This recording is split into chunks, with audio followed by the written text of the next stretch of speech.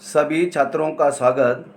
हमारा पर्यावरण कक्षा 7 अध्याय 4 भूगोल का है अध्याय है वायु भाग 3।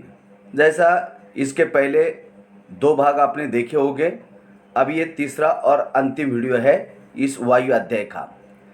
जैसा कि ये वायुमंडल की संरचना के बारे में आपने देखा, उसमें शोभ मंडल, समताप मंडल, मध्य मंडल, बाह्य मंडल और बहिर्मंडल, इसके बारे में हमने लगातार 2 वीडियो में भी चर्चा की है। तो ये इसके बारे में आपने डिटेल देखा है। अभी आप देखिए ये वायु दाब के बारे में क्या है। वायु हमारे शरीर पर उच्च दाब के साथ चलता है। जैसा कि हम लोग कभी अनुभव करते हैं, जब तेज़ हवा चलती है और उसके विपरीत दिशा में हम जब चलते हैं तो हमको एहसास होता है।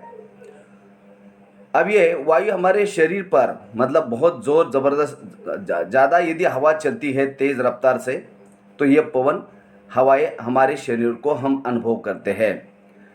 वायु हमारे शरीर पर उच्च दाब के साथ बल लगाती है, किंतु हम उसका अनुभव नहीं करते।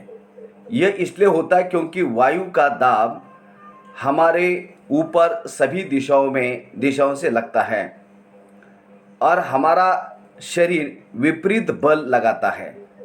जब हवा चलती है जो दाब होता है वो हमको एहसास नहीं होता है, लेकिन जब हवा तेज रफ्तार से चलती है और उसके विपरीत दिशा में जब हम चलते हैं तो उसका एहसास हमको होता है हवा का, लेकिन वायु दाब का, प्रेशर का नहीं होता। अब ये वायु दाब क्या है?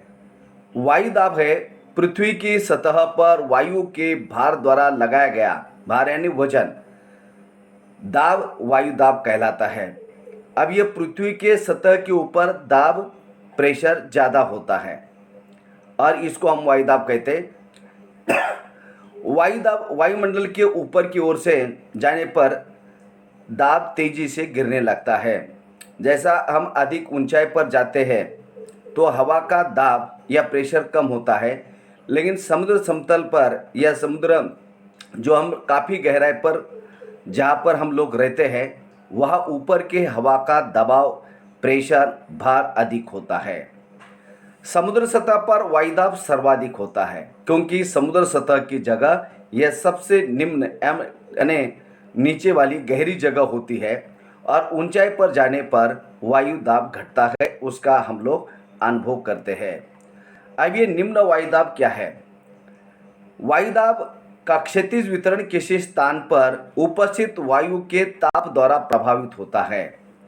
अभी अक्सर आप देखेंगे जो विषुववृत्त का भूमध्य रेखा का भाग है वहाँ पर सूर्य के किरण सीधे वहाँ पड़ते, इसलिए वहाँ पर तापमान सर्वाधिक होता है। तो अधिक तापमान वाले क्षेत्रों में वायु या हवा गर्म होकर ऊपर उठती है, उसे हम निम्न दाब क्षेत्र कहते हैं। मतलब आपके समझ में आया होगा कि निम्न दाब वाला क्षेत्र कौन सा होता है? जहाँ पर सर्वाधिक तापमान अधिक होता है वह ऐसा क्षेत्र जो भूमध्य रेखा का है, वहाँ पर सूर्य के सीधे किरण वहाँ पड़ते हैं और सूर्य के किरणों का प्रभाव वहाँ अधिक होने के कारण वहाँ की हवा गर्म होकर ऊपर चली जाती है। निम्न दाब क्षेत्र उसको कहते हैं। निम्न दाब बादल युक्त आकाश एवं नौ मौसम के साथ जुड़ा होता है, क्योंकि जब यह हवा अत्यधिक गर्म होती है, जहाँ समुद्र है, महासागर है या पानी के बड़े झरने हैं, झील है, ऐसे जगह पर यह गर्म पवने वो अपने साथ जो आर्द्रता है पानी की उसको ग्रहण करके वो ऊपर चली जाती है। कम तापमान वाले क्षेत्रों की वायु ठंडी होती है। अभी आप उत्तर ध्रुव और दक्षिण ध्रुव पर अब जाओगे तो वहाँ पर सूर्य की किरण लगभग तिरछे पड़ते हैं या पहुँचते ही नहीं है और इसलिए उस क्षेत्र की हवा आपको काफ़ी ठंडी या आपको बर्फाच्छादित प्रदेश मिलता है, जैसा कि ग्रीनलैंड है, अलास्का है, साइबेरिया है, आर्कटिक महासागर जो उत्तरी ध्रुव पर है, दक्षिणी ध्रुव पर आप अंटार्कटिका को आप सभी को मालूम है। तो इसी तरह यह भारी वर्षा उस जगह पर होती है। तो इसके फलस्वरूप यह भारी होता है क्योंकि कम तापमान वाले क्षेत्र में वायु ठंडी होती, जैसा कि मैंने अभी आपको उदाहरण बताया। जो उत्तर ध्रुव और दक्षिण ध्रुव का। भारी वायु निमज्जित होकर उच्च दाब क्षेत्र बनाती है। उच्च दाब के कारण स्पष्ट एवं स्वच्छ आकाश होता है। अब यहाँ पर क्या होता है, निम्न दाब वाला क्षेत्र कौन सा हो गया, फिर अधिक तापमान वाले क्षेत्र में वायु गर्म होकर ऊपर उठती है, वो निम्न दाब वाला क्षेत्र। और जो आपका ठंडा क्षेत्र है उत्तर ध्रुव दक्षिण ध्रुव वाला, वो क्या हो गया, उच्च दाब वाला क्षेत्र हो गया। वायु सदैव उच्च दाब क्षेत्र से निम्न दाब क्षेत्र की ओर गमन करता है। अब ये उच्च दाब वाला क्षेत्र मतलब उत्तर और दक्षिण ध्रुव से जो हवा है, यह गर्म हवा होती है भूमध्य यानी भूमध्य रेखा पर, वहाँ से वो हवा गर्म होती है।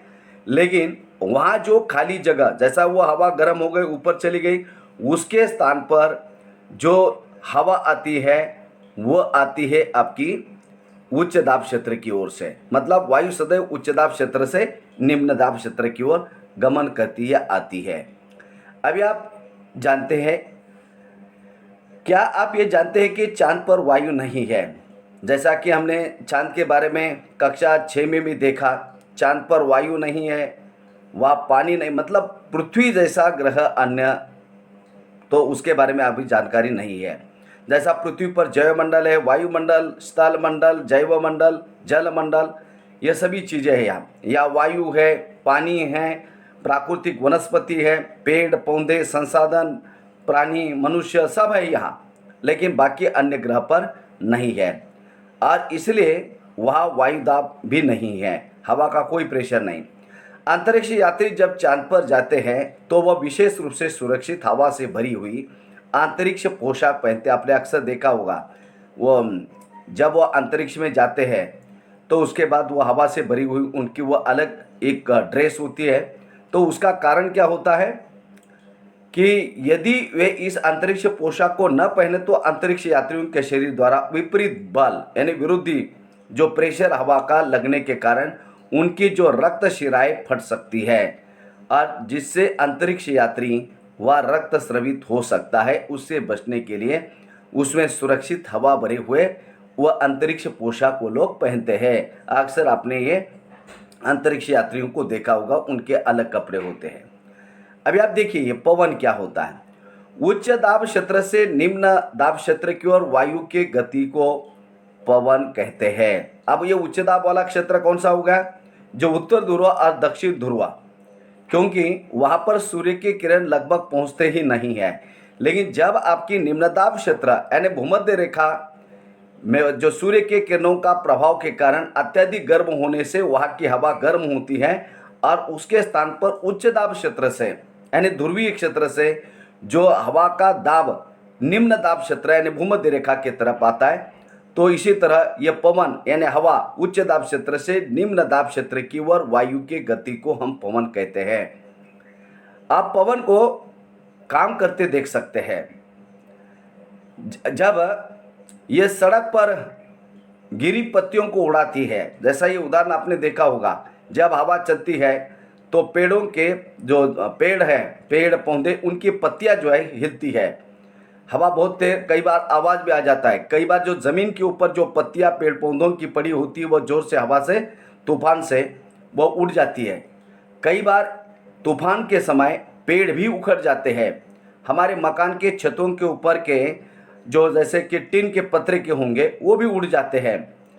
और ये पवन कभी कभी जब पवन धीरे बहती है तो आप इसे महीन धूल और धुएं को उड़ते हुए भी अक्सर अपने गर्मी के समय देखा होगा। कभी कभी पवन इतनी तेजी से होते हैं कि विपरीत दिशा में चलना कठिन होता है।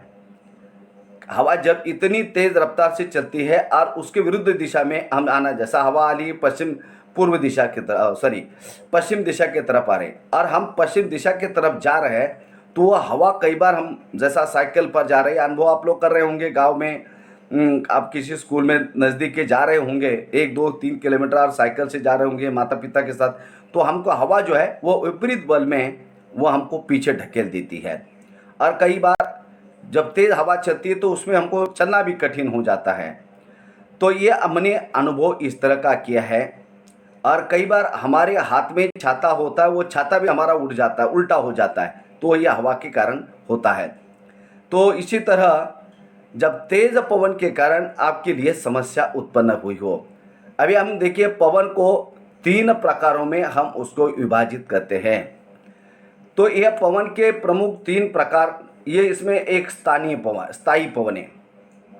व्यापारिक पश्चिमी एवं पूर्वी पवने स्थायी पवने होते हैं, यानी पश्चिम की तरफ से आने वाले या पूर्वी पवने ये स्थायी पवने हैं और ये वर्ष भर लगातार निश्चित दिशा में चलती रहती है। अक्सर आपने देखा होगा कि हमारे यहाँ जो पवने चलती है वह पश्चिम की तरफ से पवने पूरे साल भर चलती रहती है। अब दूसरा जो पवनों का प्रकार है मौसमी पवने। ये पवने विभिन्न ऋतुओं में अपनी दिशा बदलती है। जैसा कि आप देखिए भारत में मानसूनी पवने अलग अलग दिशा से यह पवने चलती रहती है। तीसरा जो है आपका स्थानीय पवने। यह पवने किसी छोटे क्षेत्र में वर्ष या दिन के किसी विशेष समय पर चलती है। और ये पवने जो है जैसा कि आप उदाहरण के तौर पर आप देख सकते हैं, स्थल एवं समुद्र समीर, मतलब जमीन से समुद्र की ओर जाने वाली पवने ये एक आध दिन होती है या कुछ विशेष समय पर कुछ विशेष महीनों में इस समय, जैसा कि जमीन से समुद्र की तरफ, मतलब स्थल एवं समुद्री समीर, स्थल से जमीन से समुद्र की ओर। क्या आपको भारत के उत्तरी क्षेत्र में गर्म एवं शुष्क स्थानीय पवन याद है? जैसा आपको लू मालूम है, ये लू पड़ना मतलब क्या, बहुत अत्यधिक गर्मी हो जाती है गर्मी के समय में।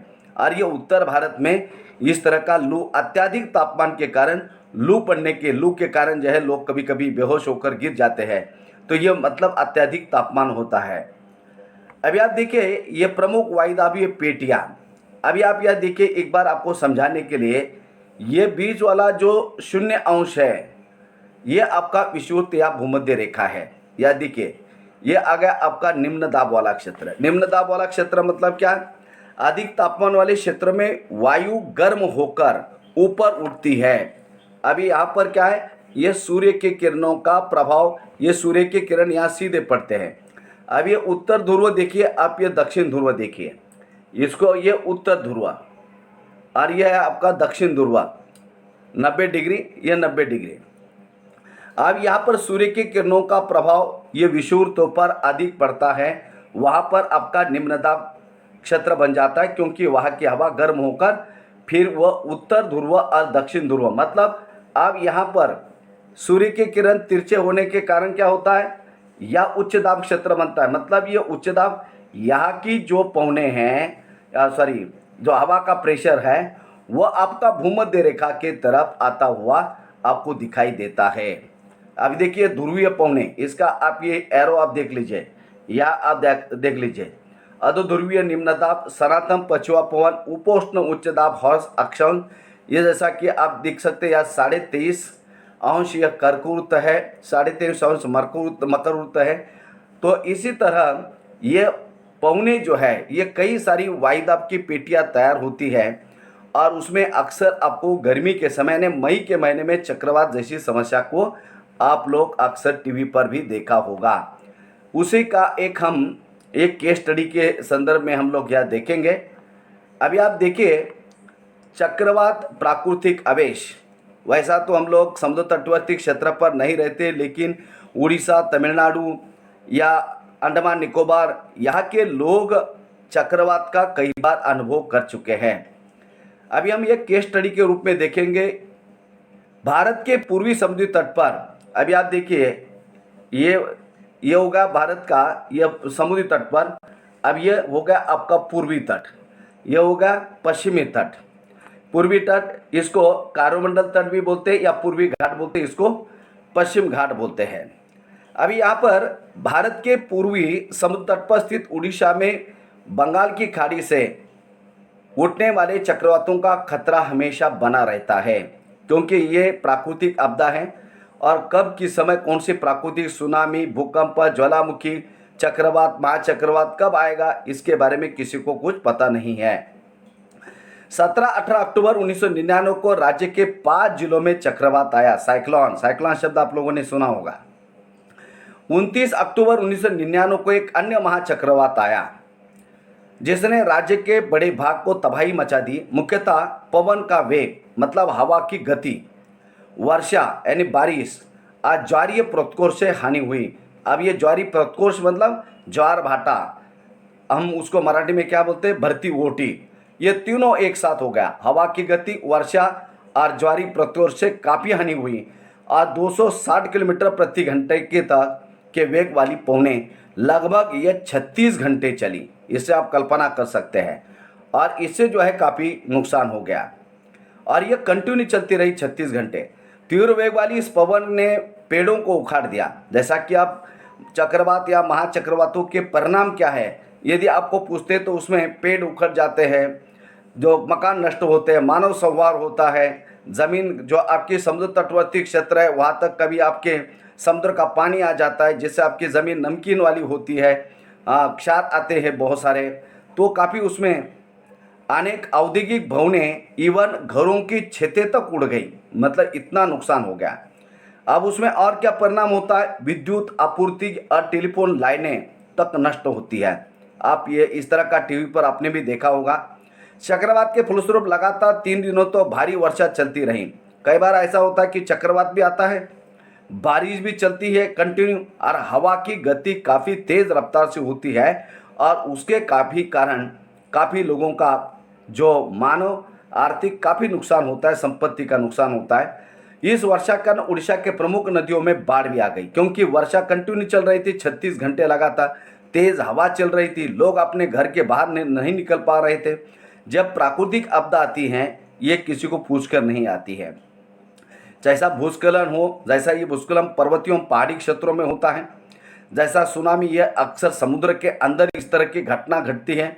भूकंप है तो यह कहीं भी ये इस तरह की घटना हो सकती है। हम ये नहीं कह सकते कि भाई हमारे साथ इस तरह की कोई प्राकृतिक आपदा नहीं आ सकती, किसी के साथ कोई भी। जैसा आपको मालूम है लाटूर और किल्लारी महाराष्ट्र में भूकंप आया, कभी किसी ने सोचा था क्या? तो इस तरह का भूकंप कहीं भी आ सकता है, लेकिन समुद्र तटवर्ती क्षेत्रों में हम ना होने के कारण हम ये नहीं कर सकते कि इस तरह की समस्या का हमको सामना नहीं करना पड़ेगा। इसलिए हमने तैयार होना चाहिए और प्राकृतिक आपदा के समय हमने अपने आप को बचाने के लिए, अपने समाज के लोगों को बचाने के लिए उसके बारे में हमने जानकारी हासिल करना और तैयार रहना ज़रूरी है। जैसा कि वर्षा का सीज़न आता है तो उस समय हमने हो सकता है कोई बहुत ज़्यादा कंटिन्यू वर्षा चलती रहेगी, हाँ नदी तटवर्ती क्षेत्र में बाढ़ आ सकती है, तो उसके लिए हम तैयार होना चाहिए। चक्रवाती पवनों के कारण उठी ज्वारी तरंगे स्थल पर 20 किलोमीटर तक आ गई। अब ये जो ज्वारी तरंगे हैं, ज्वार भाटा के कारण जो है वो तरंगे ज़मीन पर 20 किलोमीटर तक आ गई, जो जितनी ज़मीन थी वो समुद्र के पानी से पूरी क्षारित तो हो गई। अब उसके कारण तटीय क्षेत्रों में भयानक नुकसान हुआ। अचानक 7 से 10 मीटर ऊंची ज्वारीय तरंगे आ गई और जिसके कारण खड़ी धान और पूरी फसल नष्ट हो गई। आप ये चित्र में देख सकते हैं कि किस तरह पानी, ये ज़मीन और ये पेड़ पौधे और ये पूरी खेती पानी के नीचे चली गई। तो ये इस तरह की स्थिति कभी कभी चक्रवात के कारण विनाश हो जाता है। अब यह 25 अक्टूबर 1999 को पूर्वी पोर्ट ब्लेयर के निकट थाईलैंड की खाड़ी में अवदाब के कारण चक्रवात उत्पन्न हो गया। तो सीधी बात है, जो वायुदाब का प्रेशर जो उच्च दाब से निम्न दाब के तरफ आता है और इसलिए क्या होता है, चक्रवात की स्थिति निर्माण होती है। चक्रवात उत्पन्न हुआ और धीरे धीरे उत्तर और पश्चिम दिशा की ओर बढ़ा। अब देखिए ये मतलब उत्तर पश्चिम मतलब कौन सा हो गया, अब ये पोर्ट ब्लेयर आता है आपका सीधा अंडमान निकोबार में आता है, उसके पश्चिम में आता है आपका तटवर्त, जैसा कि श्रीलंका का आता है, तमिलनाडु का आता है और उत्तर में बंगाल की खाड़ी आती है। गहन होकर उसने महाचक्रवात का रूप ग्रहण कर लिया। 29 अक्टूबर को सुबह 10:30 बजे उड़ीसा का एरेसीमा और बालीकुडा के बीच एक क्षेत्र काफ़ी प्रभावित हो गया, क्योंकि सीधा जो भारत का पूर्व तटीय क्षेत्र है उसमें आपका आंध्र प्रदेश का भी आ गया, तेलंगाना का जो या तमिलनाडु का और ऊपर आपका उड़ीसा और उधर पश्चिम बंगाल, ये पूरी पूर्वी पट्टी, तो वहाँ पर ये एरेसमा और दूसरा बालीकुडा उड़ीसा का क्षेत्र काफ़ी प्रभावित हुआ। और उड़ीसा में ही भुवनेश्वर और कटक और 28 तटीय नगरों में सहित उड़ीसा के पूरे तट बर्बाद कर दिए गए और 130 लोग उसमें प्रभावित हुए। बहुत बड़ी संख्या में पशुओं की, जानवरों की मौत हुई। धान, सब्जियां, फल और खड़ी फसलें, इनका पूरी तरह से नुकसान हुआ। जारी प्रतोर से उत्पन्न हुई लवणता के कारण कृषि योग्य भूमि विशाल भूक्षेत्र अनुपजाऊ हुआ, क्योंकि समुद्र का पानी खारा होता है और खारा पानी यदि ज़मीन में जाएगा तो आपकी ज़मीन क्षारित तो होगी और वो अनुपजाऊ बनेगी, तो उससे काफ़ी नुकसान होता है। जैसा कि साल, सागवान, बांस के बागान वाले क्षेत्र पूरी तरह नष्ट हो गए। पारादीप एवं कोणार्क के बीच जो मैंग्रोव के जंगल थे वह पूरी तरह नष्ट हो गए। तो हमने ये देखा किसी प्रकार की प्राकृतिक आपदा से फायदा नहीं होता, लेकिन हमारे प्राकृतिक संसाधन मानव और वित्त हानि का पूरी तरह से नुकसान होता है। हमने एक एक चीज़ों को देखा कि कौन कौन सा नुकसान होता है। इसके बाद आप देखिए, ये जब चक्रवात आता है, ये देखिए, ये उच्च दाब क्षेत्र से निम्न दाब क्षेत्र की तरफ, यह अक्सर आप इस तरह के टीवी पर चित्र देखते होंगे। ये किस तरह प्रेशर पैदा होता है, देखिए आपने, ये देखिए, यह महाचक्रवात के कारण हवा जो है काफ़ी तेज़ रफ्तार से बहती है। ये पेड़ पौधों को आपने देखिए हवा की गति, जैसा कि ये पत्ते इस तरफ जा रहे हैं, इसका मतलब यह हवा की गति यहाँ से इस तरफ जा रही है। आगे आप देखिएगा आर्द्रता क्या होती है। जब जल पृथ्वी एवं भिन्न जलाशयों से बाष्पित होता है, अभी जैसा कि जल पृथ्वी पर आपको महासागरों में है, सागरों में है, झीलों में है, तो जब जल पृथ्वी एवं विभिन्न जलाशयों से बाष्पित होता है तो ये जल बाष्प बन जाता है। वायु में किसी भी समय जल बाष्प की मात्रा को, जैसा हवा में पानी के अंश को होने को ही आर्द्रता कहते हैं। दूसरी एकदम आसान भाषा में, मतलब हवा है आपकी वायु, उसमें यदि वो आर्द्रता होती है तो इसका मतलब आप क्या समझना है, आर्द्रता यानी पानी का अंश। जब वायु में जलवाष्प की मात्रा अत्यधिक होती है तो वह आर्द्र दिन होता है। आपको आर्द्र दिन आपको अक्सर समझ में आएगा, वायु गर्म हो जाती है और इसकी जलवाष्प धारण करने की क्षमता बढ़ती है और इस प्रकार एक और अधिक आर्द्र हो जाती है। आर्द्र दिन में अभी आपको यह अनुभव अभी इस समय कर रहे होंगे, क्योंकि अभी बारिश चल रही है। जब बरसात के समय हमारे कपड़े सूखते नहीं है तो इसका मतलब आपका उस दिन वातावरण में, वायुमंडल में या हमारे आसपास आर्द्रता ग्रहण करने की क्षमता या आर्द्रता बहुत ज़्यादा है, यानी वायु में आपकी आर्द्रता ज़्यादा है, जिसके कारण आपके कपड़े नहीं सूखते। या कई बार क्या होता है, हमारे शरीर से पसीना आसानी से नहीं सूखता और हम लोग थोड़ा सा असहज महसूस करते हैं। कल्पना करिए रात के समय हमारे घर की लाइट यदि जाएंगे और यह आपकी आर्द्रता वाला समय रहेगा तो आपको कैसा असहज महसूस हो जाता है। फिर रात के समय अरे बहुत गर्मी हो गई, चलो घर के बाहर घूमते हैं, थोड़ा सड़क पर जाते हैं। तो इसी तरह अब ये वर्षण यानी वर्षा, जब जल बाष्प ऊपर उठता है वह ठंडा होना शुरू हो जाता है। जल बाष्प संघनित होकर ठंडा होकर जल बूंद बनता है, थे मराठी में। बादल इन्हीं जलों को बूंदों का ही एक समूह होता है। बादल आपने देखा होगा आकाश में जो व्हाइट कलर का होता है, लेकिन यह होता है बूंद यानी पानी के बूंदों का एक समूह होता है, उसको हम बादल कहते हैं, मराठी में ढग। जब जल की यह बूंदें इतनी भारी हो जाती है कि वायु में तर न सके, तब वर्षण के रूप में वह जमीन पर गिरने लगती है, तो उसको वर्षण या वर्षा कहते हैं। आप यहाँ देख सकते हैं जैसा कि कभी कभी आकाश आपको ये काले और ये वाइट आपको दिखाई देते हैं। हमारे जो बड़े बुजुर्ग लोग कहते हैं देखिए आज हो सकता बारिश आएगी, देखिए आभाड़ कैसा आ गया, ऐसा बोलते हैं ना हमारे गांव के लोग। देखिए, और यही बूंदे जो है ये ज़मीन पर आपकी बूंदें बारिश के रूप में गिर रही है। ये मैंने दो प्रकार की फ़ोटो आपको समझने के लिए डाला है। ये बारिश होने के पहले स्थिति और जब बारिश उसके बाद होती है उसकी स्थिति आपको समझाने के लिए डाली है। अब ये संगठित नमी क्या है? आकाश में उड़ते हुए जेट हवाई जहाज अपने पीछे सफ़ेद चिन्ह छोड़ देते। कई बार आपने देखा होगा आकाश में हवाई जहाज चल रहा है और उसके पीछे एक सफ़ेद पथ चिन्ह आपको छोड़ते हुए दिखाई दे रहा है। इनके इंजनों से निकली नमी संघनित हो जाती है और वायु के गतिमान न रहने की स्थिति में ये संघनित नमी कुछ देर तक पथ के रूप में वहाँ पर आपको दिखाई देती है। मतलब उसमें वायु का गतिमान ना होने के कारण आपको इस तरह की स्थिति दिखाई देती है। आप ये देखिए, ये जेट एयरवेज जा रहा है, ये हवाई जहाज जा रहे हैं और उसके पीछे आप ये वाइट कलर का देखिए, ये अपने पथ छोड़ के आगे जा रहा है। अब ये वर्षा के प्रकार, अभी पृथ्वी पर जल के रूप में गिरने वाला वर्षा, अभी ये हमारे पृथ्वी पर अभी इस समय वर्षा चल रहा है। आप जब बारिश होती तो बारकाई से उसका आप निरीक्षण करिए, कैसा बूंदों के रूप में थेम थेम कैसा नीचे बूंद के रूप में पानी ज़मीन पर गिरता है। ज़्यादातर भौम जल वर्षा जल से ही प्राप्त होता है। मतलब हमारे ज़मीन के अंदर या ज़मीन पर जो पानी है, बारी अवला जल है, वो हमको वर्षा से ही मिलता है। पौधे जल संरक्षण में मदद करते हैं क्योंकि जड़ें मिट्टी को घट्ट पकड़ के रखती हैं और जिससे पानी ज़मीन के अंदर जाता है।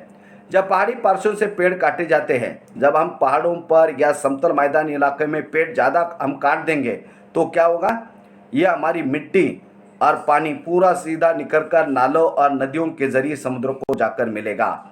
वर्षा जल अनावृत पहाड़ों से नीचे बहता है और जिस निचले इलाकों में बाढ़ का कारण बनता है। इसलिए पर्वतीय और पहाड़ी क्षेत्रों में कभी कभी आपने देखा होगा लोगों के जो अनावृत जो क्या बोलते हैं पशुचारण, पेड़ों को काटना या जानवरों को वहाँ पर उनके खुरों से क्या होता है वो ढीली हो जाती है। और बरसात के समय अक्सर आपने भूस्खलन को पर्वतीय और पहाड़ी क्षेत्रों में देखा होगा। भूस्खलन का मतलब मराठी में उसको बोलते हैं डगर कोसळणे। तो क्रियाविधि आधार पर वर्षा के 3 प्रकार है, यह संवहनी वर्षा, पर्वतीय वर्षा, चक्रवाती वर्षा। आगे उसकी आकृति भी हम देखेंगे। पौधों तथा जीव जंतुओं के जीवित रहने के लिए वर्षा बहुत महत्वपूर्ण है। यदि आप कल्पना करिए कि वर्षा नहीं होगी तो आपके पेड़ पौधे, वनस्पति, प्राणी, जीवन सब कुछ खत्म हो जाएगा। और इससे धरातल पर वर्षा के कारण ताज़ा धरातल पर जल मिलता है। यदि वर्षा कम हो तो जल की कमी तथा सूखा हो जाएगा, और इसके विपरीत अगर वर्षा अधिक होती है तो उससे बाढ़ आएगी। अभी आप देखिए, ये पहला चक्रवाती वर्षा। अभी ये चक्रवाती वर्षा क्या है, जैसा कि साइक्लोन आ जाता है, मतलब यहाँ पर अत्यधिक तापमान जब होता है, जैसा कि हमने आपको जो आकृति थी भूमध्य और कर्कवृत्त, मकरवृत्त और उत्तर ध्रुव और दक्षिण ध्रुव। अभी आप जैसा कि समझने के लिए यहाँ पर आप देखिए, ये आपका 0 अंश ये भूमध्य रेखा है। यहाँ पर सूर्य के किरणों का प्रभाव पड़ता है, जैसा कि हमने निम्न वायुदाब का क्षेत्र यहाँ बनता है।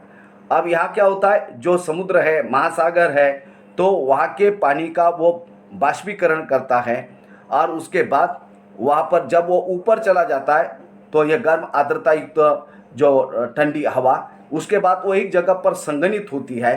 और जब ये चक्रवात आता है, चक्रवात के कारण यह ठंडी वायु आप देखिए, यह गर्म वायु, और उसके बाद ये यहाँ पर बादल, और बादलों से या जैसा कि चक्रवात हवा के दबाव और प्रेशर के कारण चक्रवात होता है, उसका हमने पिछले अध्याय में देखा है।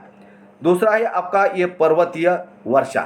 तो यह पर्वतीय वर्षा भी आप देखिए, जब आपकी आर्द्रता युक्त वायु इन उसका हमने आगे भी फोटो डाला है, ये जो पर्वतीय जहाँ पर पानी के झील है या समुद्र है, जो भी है, जो आर्द्रता युक्त वायु आकर बादल ऊपर तैयार हो जाते हैं और उसके बाद वह बारिश पर्वतीय क्षेत्रों में होती है।